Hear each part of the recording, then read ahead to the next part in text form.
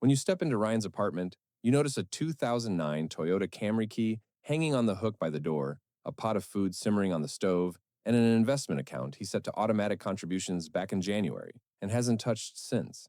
The armrest on his couch is a little worn. His TV is a 2018 model. There's a half-used bag of lentils next to the stove, and on the whiteboard above the fridge, the same note has been written at the start of every year since 2020, 401k plus 1%. When you walk into Brandon's place, the first thing you notice is the $4,200 Peloton bike he bought himself as a New Year's gift, still in the box. Unopened shipping packages are stacked by the door. 3 Robinhood notifications are flashing on his phone screen, and he pays a flat monthly fee for valet parking downtown, even though free parking is only an 8-minute walk away. Brandon has been meaning to open his credit card app since September, but honestly, he's afraid to look. They live in the same city, they hold the same title. Their salaries are close enough that the difference doesn't explain what I'm about to tell you. Ryan is 36 and has $355,000 invested. Brandon is also 36. He has $9,000, a monthly car payment of $820, and that payment feels reasonable to him every time he drives it. This story isn't about income. This story is about 7 habits that most people overlook because they seem too simple, yet they're the ones that actually work. My name is Sterling. Over the years, I've built a stock portfolio, invested in real estate, and today I work as a consultant in finance and real estate. I analyze numerically why people with the same income end up with vastly different financial outcomes. If you can't explain where your money went at the end of a month where you made no extraordinary purchases, we're going to look at why together. Before we get to the list, I need to clear up a misconception that financial media has been spreading lately, because this widely believed myth is costing people years. You haven't built wealth yet because you haven't found the right move, the right asset, the right entry point. The message is always, there's a strategy out there you just haven't discovered yet. Ramsey Solutions studied over 10,000 ordinary American millionaires. 79% built that wealth without any inheritance. A third never earned a 6-figure income in a single year of their lives. The most common professions were engineer, accountant, and teacher. Not crypto pioneers, not hedge fund managers, mostly accountants. Took an average of 28 years, not 28 years of genius, not 28 years of finding the thing, just 28 years of maintaining ordinary habits and letting compound interest do the heavy lifting over time. Habit 1. Automate your savings and invest every raise before your lifestyle can learn about it. Ann Scheiber worked as an IRS auditor in New York. In 1944, she invested $5,000 in dividend-paying stocks and set the dividends to reinvest automatically. Then, she stopped actively managing it. She lived in a small, rent-controlled apartment on the Upper West Side. She wore the same coat for years and clipped coupons into her 90s. When she passed away in 1995, that $5,000 had grown, compounded over more than 50 years, to $22 million. She left her entire fortune to Yeshiva University. Here's the mechanism that made it possible. According to Vanguard's 2025 data, participation rates in retirement plans with automatic enrollment reach 94%. In plans that rely on voluntary participation, that number sits at 64%. When saving is automated, that roughly 30-point gap tied to voluntary choice disappears. When a decision has to be made, the human mind is under pressure. It has to choose between something concrete right now and an abstract benefit 30 years away. In that moment, the short-term option usually wins. The future rarely stands a chance. In 2024, automatically enrolled employees saved 12.1% of their salary, while voluntary participants saved just 7.6%. On a $60,000 salary, that annual difference of $2,640, compounded at 10% over 30 years, adds up to roughly $400,000. The difference doesn't come from better investment choices. It comes from saving being automatic for one person and requiring a fresh decision every month for the other.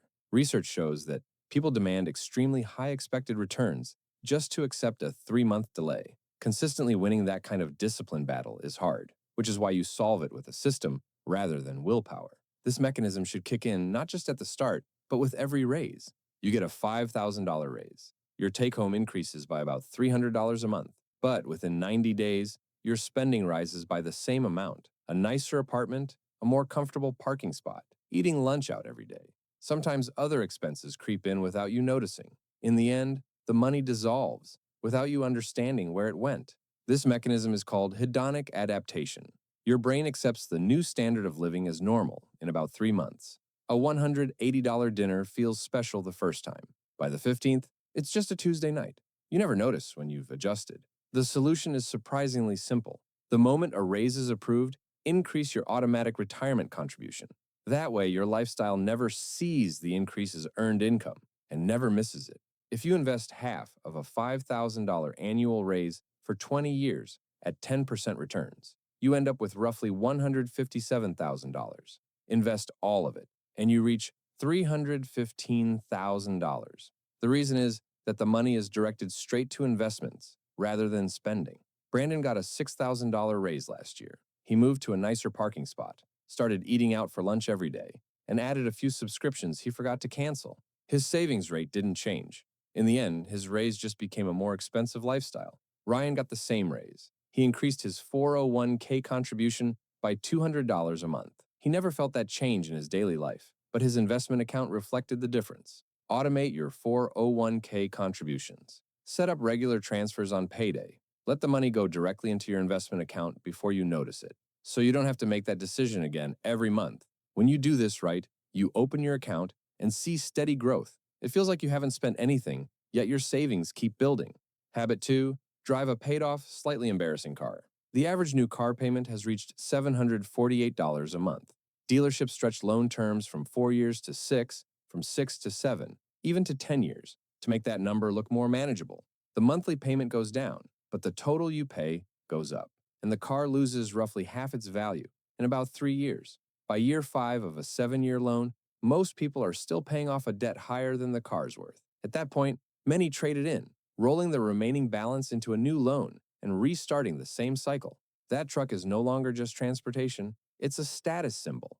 Even after years of payments, as the car's value drops to $12,000, it keeps taking hundreds of dollars from you every month. At that point, the car has become an expensive identity choice, more than a necessity. If that $748 monthly payment were instead invested in an S&P 500 index fund for 30 years at 10% returns, it would grow to roughly $1.69 million. Instead, most people are left with a depreciating vehicle and ongoing monthly payments. Ronald Reed worked 25 years at a gas station and then 17 years as a janitor at JCPenney. He held his worn coat together with a safety pin and drove a second-hand Yaris. He parked far from meters to avoid paying. When he died in 2014, he left $8 million to a local hospital and library. The Yaris wasn't a reflection of his financial limits. It was a reflection of his philosophy. He understood something most people don't want to accept. A car payment is one of the most expensive status purchases in America, and most of the people making those payments can't actually afford it. Habit 3. Cook at home like your retirement depends on it, because it does. Let's return to Ryan and Brandon. Ryan cooks at home 3 times a week, spends about $85 at the grocery store, and eats at home most evenings. Brandon orders delivery 4 evenings a week, eats out on Fridays, and buys lunch near the office every day. He knows meal prep takes about 20 minutes, but he thinks he can't find the time. Brandon spends about $920 a month on food. Ryan spends about $400. That $520 difference, invested for 25 years at 10% returns, grows to roughly $680,000. That gap comes from a habit as simple as cooking at home and setting aside a few hours a week. Americans now spend 55% of their food budget outside the home, a record high. The average cost of a home-cooked meal is about $5 per person.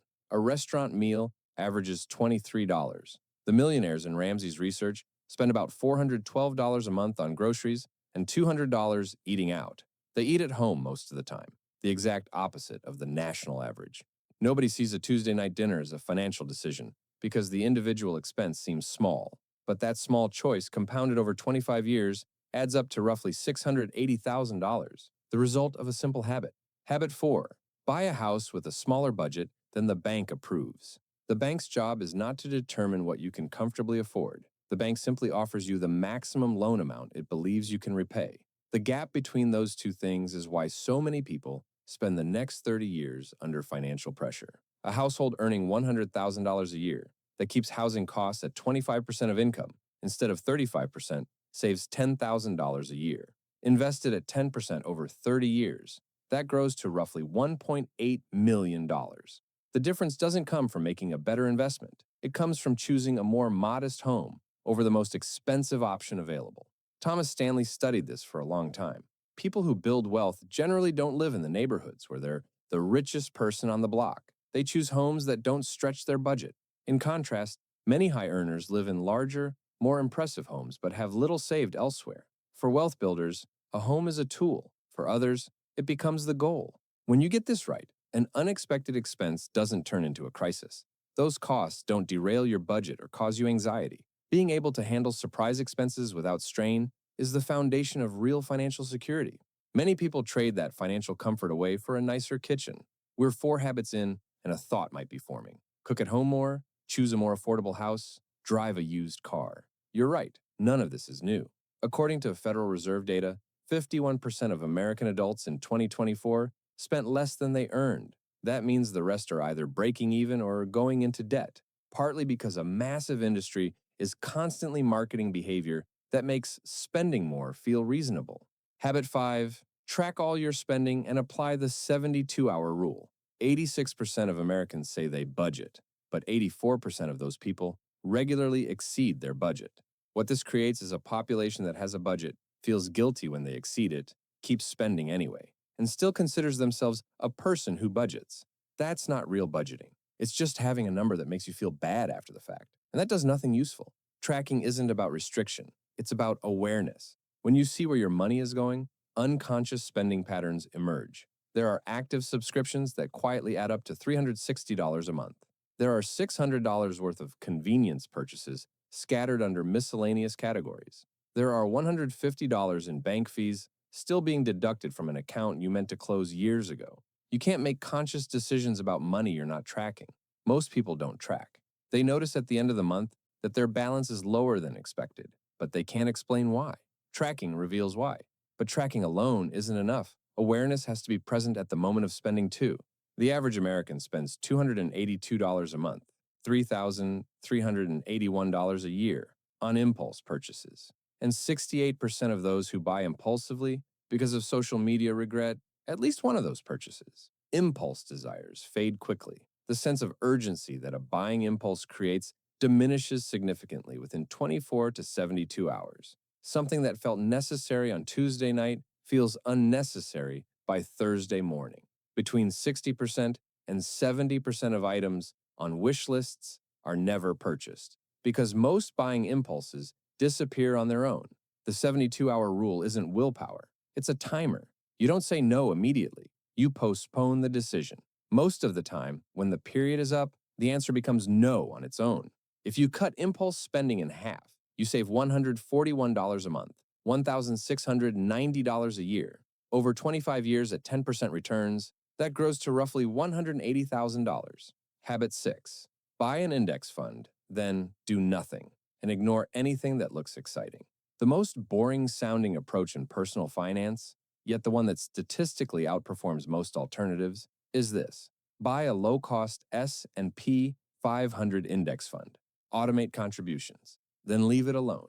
Here's what happens when people try to be smarter than that.